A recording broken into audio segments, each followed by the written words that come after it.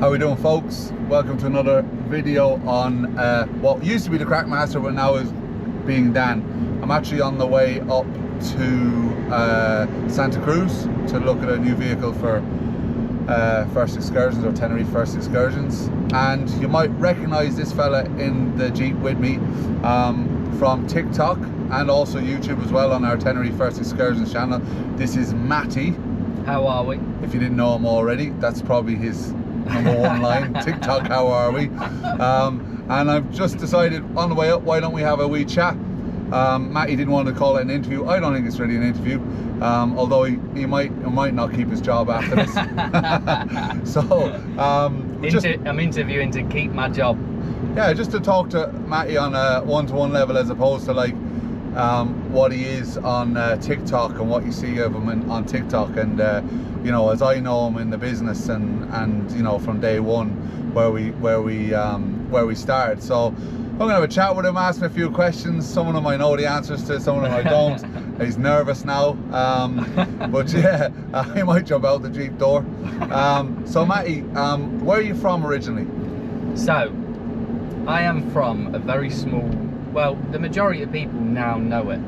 I'm actually originally from Lincoln, but if you've ever asked me in the street or I've met you in one of the excursion shops, I always say Nottingham, because no one knows where Lincoln is.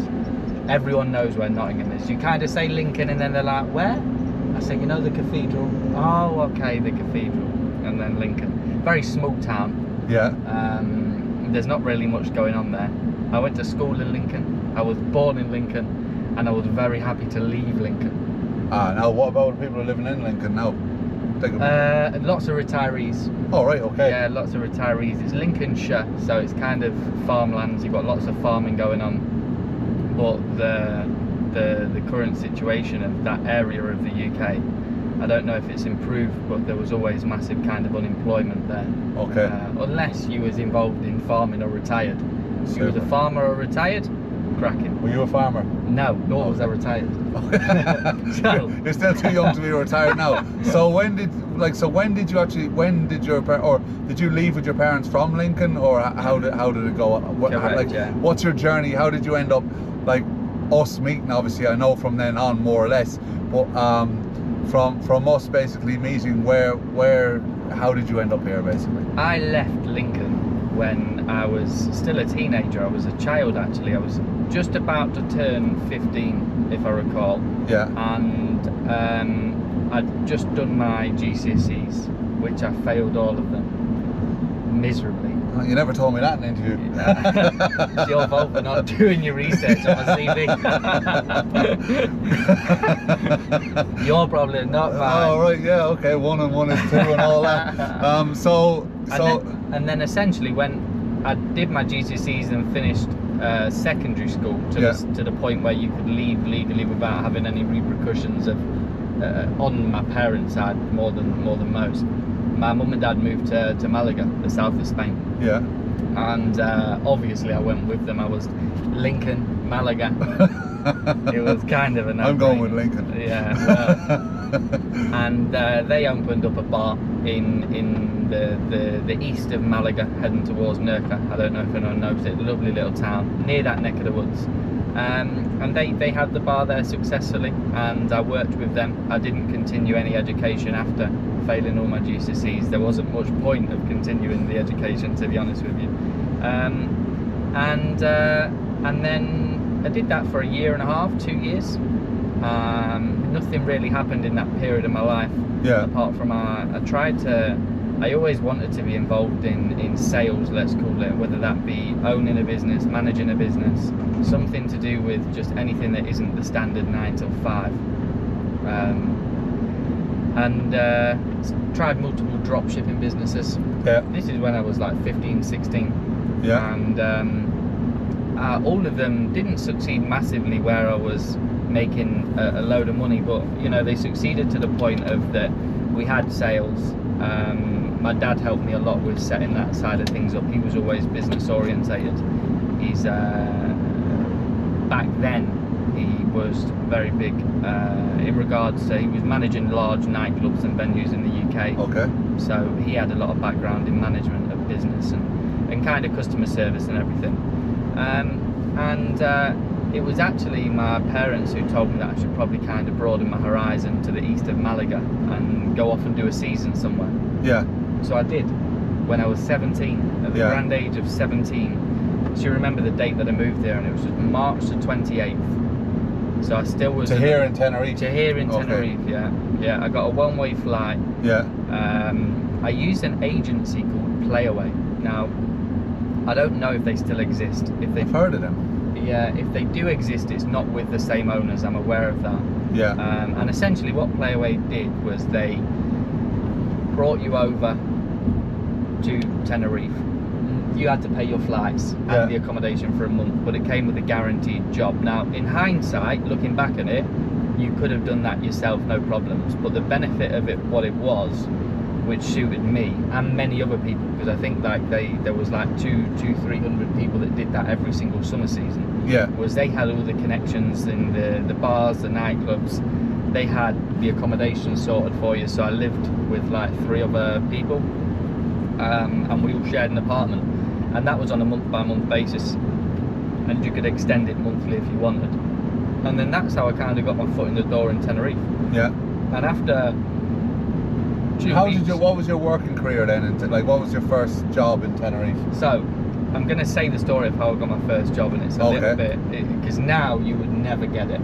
Yeah. So, I came over with a UK passport, British passport. Yeah. I already had an NIE from Malaga and the Social Security to work.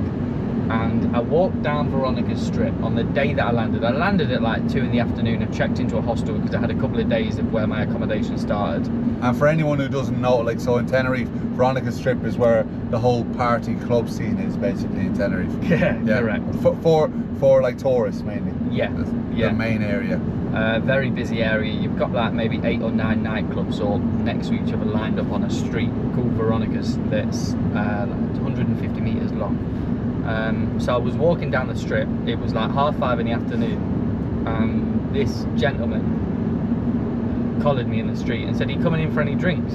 I said, "No, I'm all right, mate." He said, "Are you looking for work?" That's what he said to me. I was like, "Yeah, actually, you know what, I am." And he said, "Can you PR?" I was like, "Yeah, probably, yeah." And he said, "All right, brilliant. Come back at 7:30. And I went back to the hostel, which was in San Eugenio Alto, not far from our head office. It was a hostel in a villa that they'd all separated, and got changed, went back down there at 7:30, and just started PRing. Nice. Yeah. And I really enjoyed that. I did it for a few months, and then... So on that, right, PRing, right, for anyone who's looking to look into PRing and stuff and thinks it's an easy job and all, like, one of the things about PRing and including our job when you start selling on the street and that is, you know, when you start first, there's a big thing around, like, the thing that kind of stops people from doing it is rejection. You get a lot of rejection, so a lot of people telling you, "No, leave me alone, no, I'm not interested," stuff like that. Like, was that your first experience of actual PRing, and how did you find that part of the job like? It was it's a hard one to describe because it isn't like what PRing was in Excursions when I started with you. You was dealing with heavily intoxicated young Brits abroad, which are like the main people that go to Veronica's, especially in the summer. And it wasn't always just "No, thank you, have a nice day." If you know you. It would possibly be a bit more like the F-bomb would be dropped at you and stuff like that. Yeah, and it was a very like high tension situation always. Because there's lines, isn't there? You can't. When you're selling, you can't cross into another area or a zone, otherwise it causes problems, and you have to really know where you're selling. So, like, as easy as it looks on it, can be quite a stressful job, that. Yeah, big time, yeah. And on top of that, you're kind of encouraged to drink as well. Okay. Not to the point where people are, you know, having you in a headlock saying "down the Jaeger bombs." Like, I'm just on about, you're in an environment where everyone's there for the same reason, to have a good time. Yeah. This isn't anyone's career choice. This is everyone that was working down there was down there for seasons. For experience, along with, you know, the whole thing wrapped in together, like. It was a tremendous experience. It was a a massive learning curve in my life of how to speak to people and how to handle certain situations, and for also what it was like, because I'd always worked for my parents. Yeah. My work in that 1.5 year period, I'd worked for my parents, so now I was working for someone else. You know, I learned a lot in that very short period of my life, regarding PRing, handling certain situations, you know, being a staff member to somebody that's actually running a very large business, because the place where I worked was probably one of the largest on the strips. Yeah. Thousands of people in there every night. It was a very busy venue. Full on, like. Yeah. And am I right in saying that's where you met your partner? Yeah, almost. She was my neighbour. Caitlin was my neighbour. Caitlin also came with Playaway. Yeah. And I think arrived like a month or so later. Yeah. And that's how I met Caitlin. She was my neighbour. Oh, by the way, you can also find Caitlin on TikTok. Whereabouts on TikTok can you find? TikTok and Instagram. What's her? It's Caitlin Camp. So Caitlin Cam on CAM or CAM. Okay. CAMP. Okay. So if you want to check out, Caitlin is Mattie's partner for how long? God, now you put me on the spot. Yeah. Oh, God. Caitlin, I'm Bloody sorry hell. about this. Yeah. Well, we've got too many milestones, that's all it is. Yeah, okay. So going on 6 years. they have a lovely child together as well. Am I okay to say the name? No. Okay, so forget that. They have a lovely child together, very, very happy, beautiful child. And what age is your child? Nearly 2. At the time of filming, I don't know when this is going to go out. But this is going to go out today at some stage. Oh, lovely. She's tomorrow. She's nearly 2 years old. And Yeah. she was born in Tenerife. And Caitlin is she's just started now her own business. But up until now, she's been a stay-at-home mum. Yeah. And that is not an easy job whatsoever. It's a very demanding job. It's a lot of responsibility.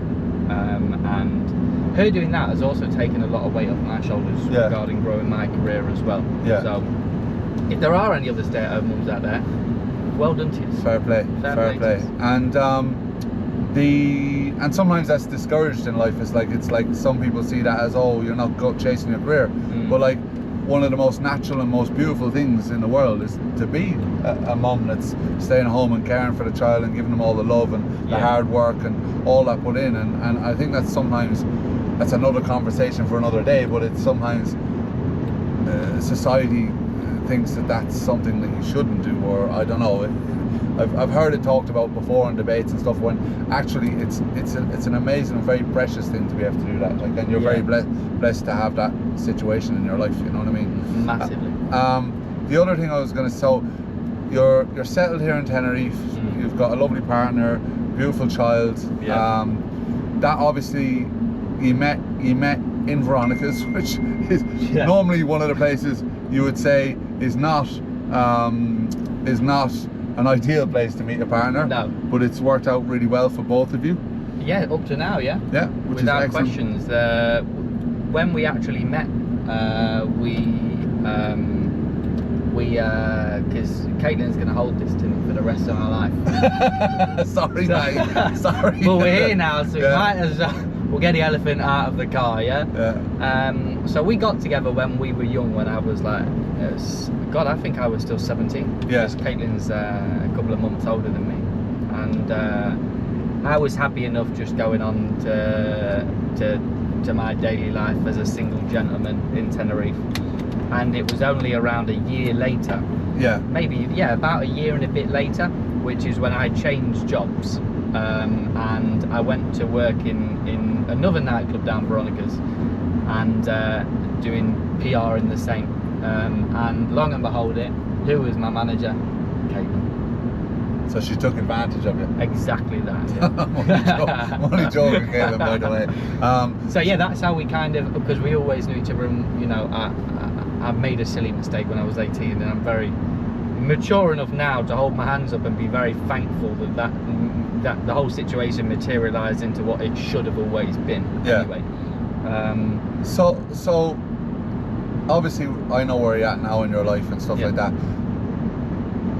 You got out of Veronica, well, not got out of Veronica's, but you looked like you were locked in Veronica's. I felt sometimes like it was. Just to be clear, it is a very hard place to get out of.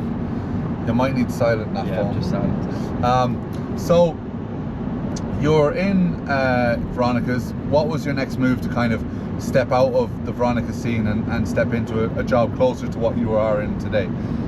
I'm trying to think the exact ways that it happened, because when we were all working down Veronica's, it was we worked 7 days a week. Yeah. And we worked very long hours, ridiculous hours, and normally after you finish your shift at 5 AM in the morning, it was very much standard to go to a club or to go to a bar. So the whole period of that life, the two and a bit years that I worked down Veronica's, it's very mumbo jumbo to me. It's like a puzzle still, and I'm still trying to piece it together. Like a jigsaw, trying to figure out which piece what I goes did, where. when I did it, and how I did it. So where was your first job outside of Veronica's then? What was the first? It was, my if I first remember, job. It was an excursion shop, wasn't it? Or was it not? No, actually, it was. I worked 2 jobs, believe it or not, for a period of time. Caitlin was working after we got out of Veronica's, and we kind of changed our jobs. Caitlin was working for Sun Care, which are the people who go around to the hotels and they do the Sun Care presentations. She really enjoyed that as well. So she was there for Sun Care, and I was working 2 jobs. I was working as a PR for Wigan Pier. Right. You know the one next I to know the Wigan Blacker? Pier.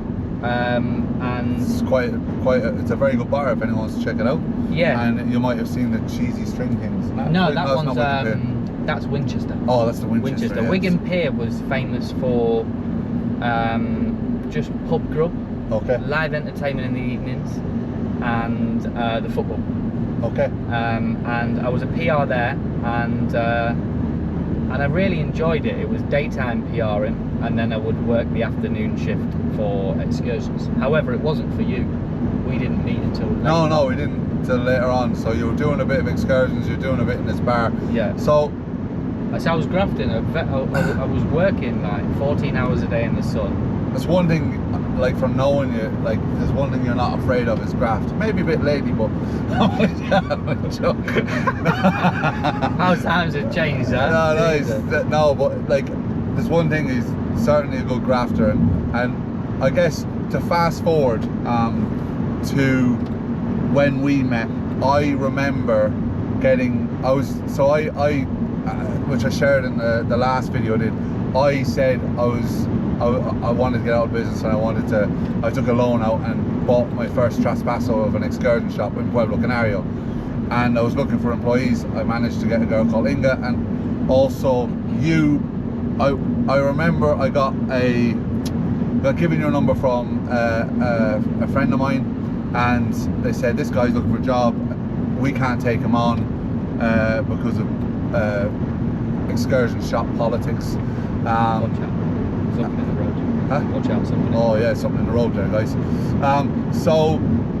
Excursion shop politics, and so they said, and I messaged you, and we met in a bar near the Golden Mile. We met in Surfers Bar. Surfers Bar, yeah. Yeah, I even remember what I had to drink. Jeez, that's good. So I messaged. We went for. I had a water or something, I can't remember. What did you have? I had a Heineken. What did I have then? You had a coffee con leche. Oh, because wow. I remember it so well, yeah. Because I thought to myself. I didn't remember what drink I had, but yeah. I thought to myself, why is this fella ordering a coffee in Spanish in an English bar? Yeah. And the fella responded back to you, any sugar? Yeah, I remember that. Do you know why it was? Because I've spent most of my life, which we just passed, living in Tenerife, living in Abades or in Santa Cruz, which everyone speaks Spanish generally. You know what I mean? So I wasn't living in the English area. This whole life in the south has changed quite a lot, and it's reduced the amount of Spanish. In other parts of my business, I've had to speak Spanish. But on the point, we sat down. I had a coffee can leche, you had a Heineken, there you go. Yeah. And I think the question you asked, well I was interviewing, I was positively happy with the way you were. You struck me as a fella that would be able to sell, and I think you were kind of wondering how the hell this was going to work. Am I right in saying? Correct, yeah. Just to be clear, Dan, this to me, from somebody who was looking for work, I'd not been in work now for a week after this point, because I'd planned to move to another excursion shop, and I'll be honest, for the reason was because a previous excursion shop was paying me very little commission percentages compared to a competitor. So I sorted myself a job out behind the scene, handed my notice in, left and so on, went to join the new shop, and it actually wasn't because of the politics. Okay. It was because, I won't name and shame the shop, because I'm sure I would like to think that they regret the decision. I'd say they very much regret this decision. It was because I had chewing gum in my mouth in the interview. No way. I assure you. Jeez, you want to see some of the lads I've interviewed and hired them? So I had chewing gum in my mouth while I was in. Well, bearing in mind I was like 18, going on 19. I think I was just about turning 19 actually. Yeah. I wasn't. I was 18 still, because I remember I had the birthday a month after joining use. What age are you now? 25. There you go. 25. And so then that's materialised. One of the gentlemen who worked in that shop then sent you a message. Passed me on the details of you, and you joined the. So we had that interview. You didn't even have your shop when we had that interview. No, I was about to. We were about to open, and I was getting the team together, and I think the first week we kind of painted a bit, didn't we? Yeah, and we got correct. things open, and yeah, and at the start, obviously, I worked my job and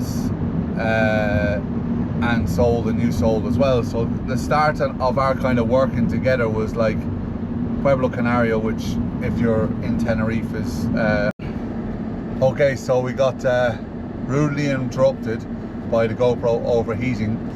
Between now and then, we've gone and looked at this van that we're looking at, possibly going to buy it, and had something to eat, and are on the way back from Santa Cruz to head office. So if I remember correctly, we left off at, where do we, painting the office, wasn't it? Painting the office on the first day. You were saying you remember us all in there painting the office, myself pink. God bless you. Myself. God bless Tenerife. My bad. I absolutely love it. There you go. So we together painted the office, got it ready, and we got a guy in to help us learn the excursions and stuff like that for a week. We did the training and selling. We were out selling, and yeah, and kind of from there, we worked together until the lockdown, and then so yeah. So obviously, kind of, what's your experience of Tenerife First Excursions, I suppose, up until lockdown? I had a ball. It wasn't like it's crazy for when sellers come in now, and you know, it's busy, vibrant, like the company's very professional in every single aspect of the company. You know, we have administration, we have supervisors, managers. Yeah. Colin doing all the social media aspect of things. That wasn't a thing. There was only you doing that. There was me doing that, me setting up the systems, and me and you in the middle of that working.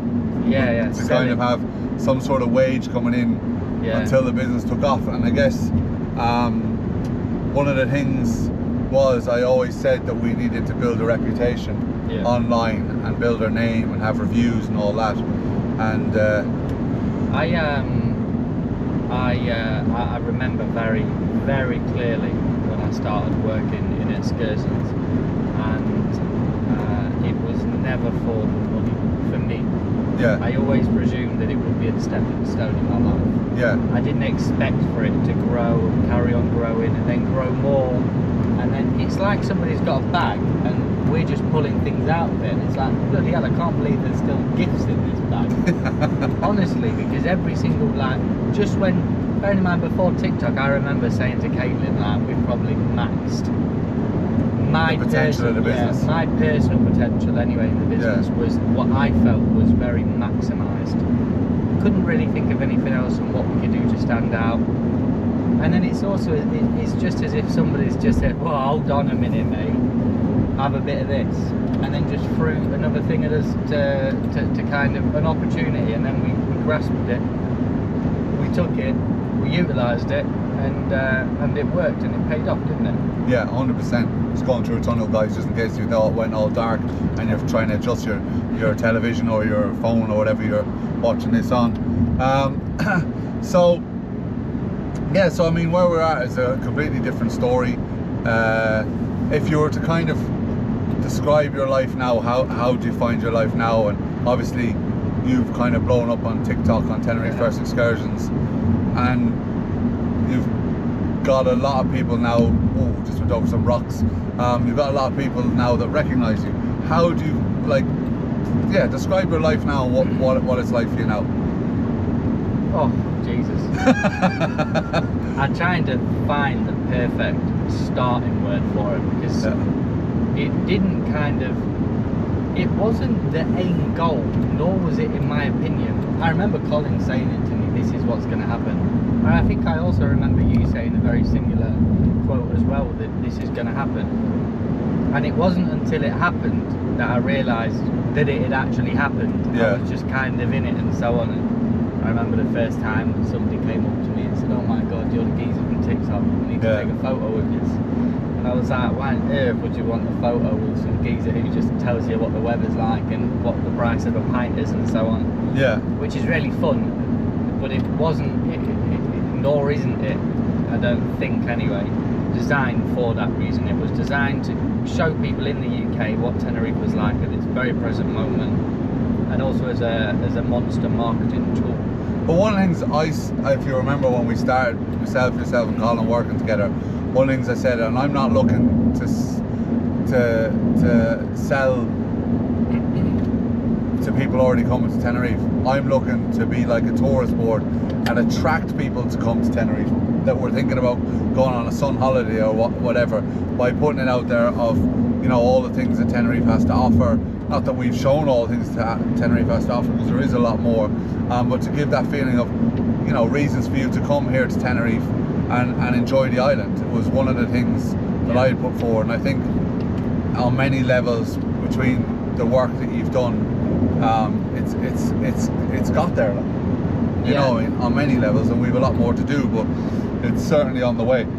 But it's been good fun. I've really thoroughly enjoyed it. We have had so many like absolute godsends through that social media promotion that everyone helped towards and build. And not only that, is we met loads of cool people. Yeah, unbelievably so. Like people that we wouldn't, like from people that have come into the shop that have bought excursions from us, to the influencers that we've worked with, to, you know,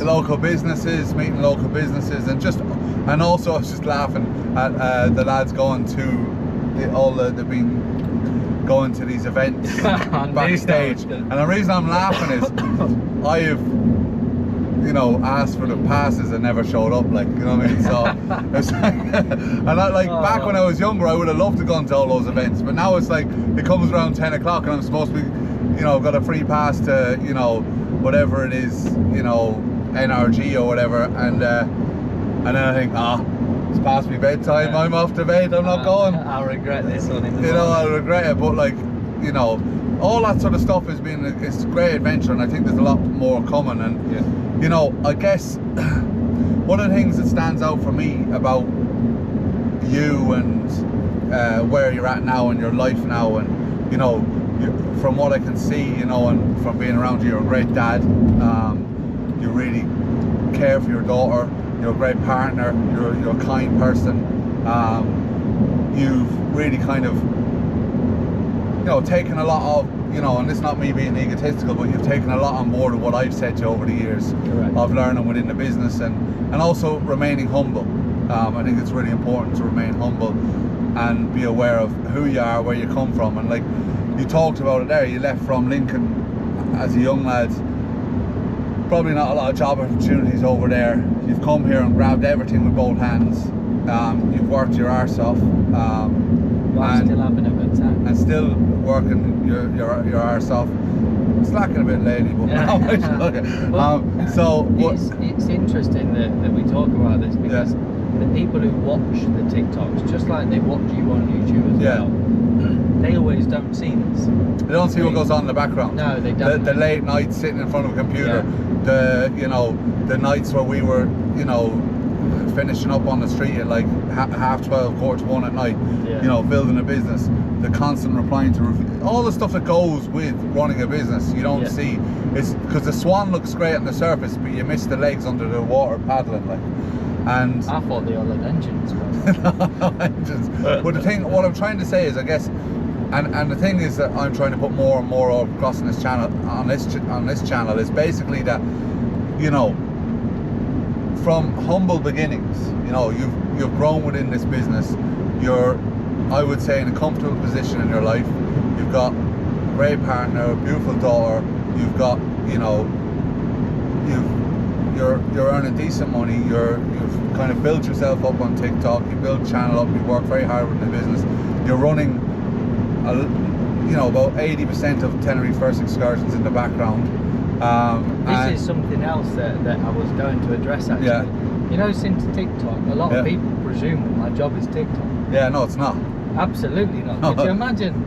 You'd be living at the end of this month. I'll be going here, man.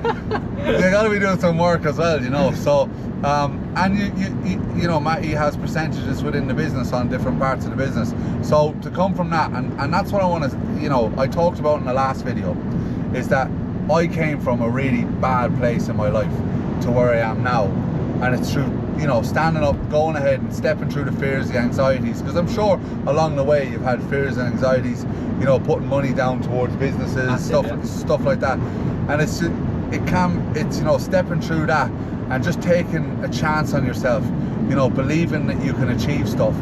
I think that that's one of the reasons you progressed in the business, is because you've always kind of stepped up and said, right, I'm willing to do this, or I'll try this, or even to the point where in the middle of lockdown, where we're both struggling financially, we did some drop shipping together, I won't tell you what we're selling. They can guess. But it's quite funny, it has a suction cup attached to it.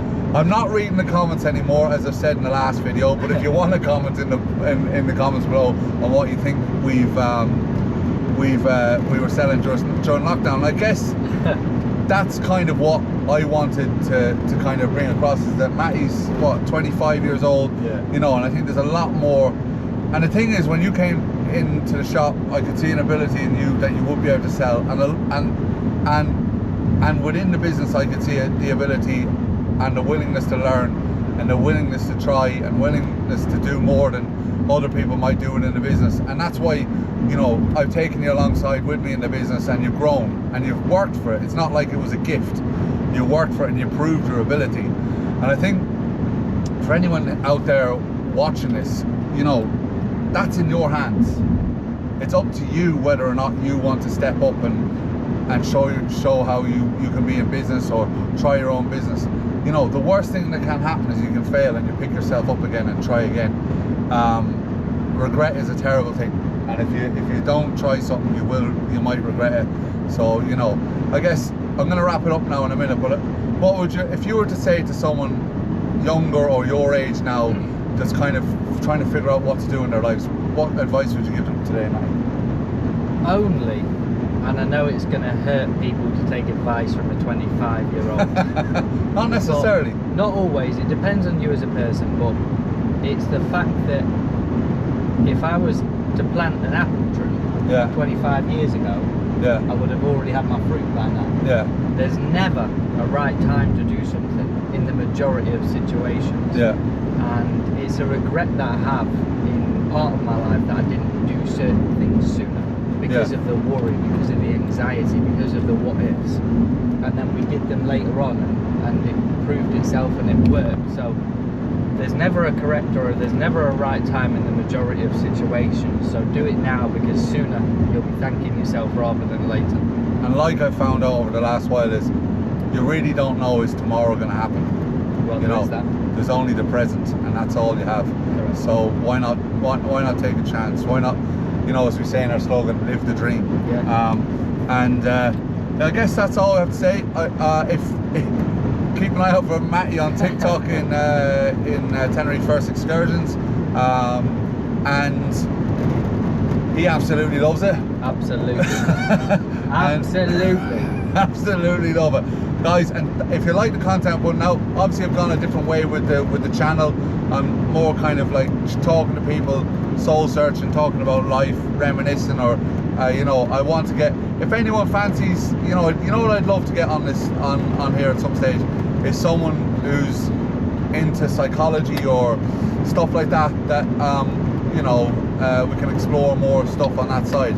You know, I'm not hunting views, I want to do stuff that I enjoy. And if you like it, drop a comment, and if you really like it, smash the like button, hit the subscribe button, keep watching for more content. I'm going to try and keep it interesting. I'd like to talk to some more members of the team.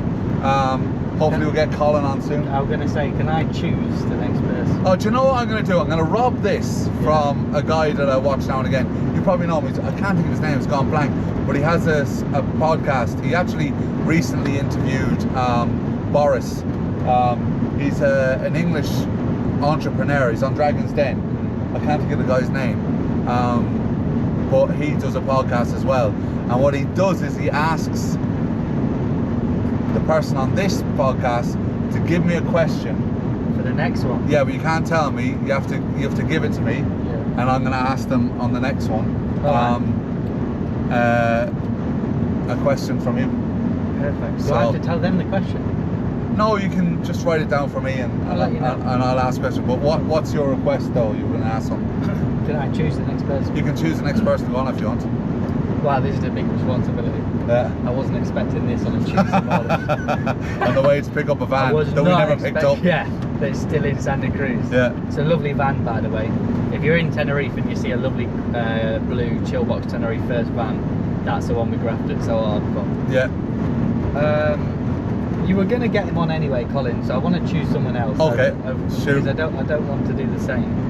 And I think that it's going to be a massive interest to people because he has also owned a business here with family. Okay. And a lot of people know it. Okay. I'm interested now. I'm wondering who this is. It's going to be very interesting to see how somebody who went from owning and running a business to then working in the business. And it's Dan. Dan? Yeah, Dan. Okay, yeah, so Dan from Love Island. Dan from Love Island. That's super. Let's get Dan on here. Dan from Love Island. I'd really like that. Dan is also from Lincoln, believe it or not. There you go. Let's get Dan on. Yeah. Guys, talk to you later. Thanks a million for watching. Hopefully you watch it right till the end and you enjoyed the conversation with Matty. Take care and have a beautiful day. GoPro, stop recording.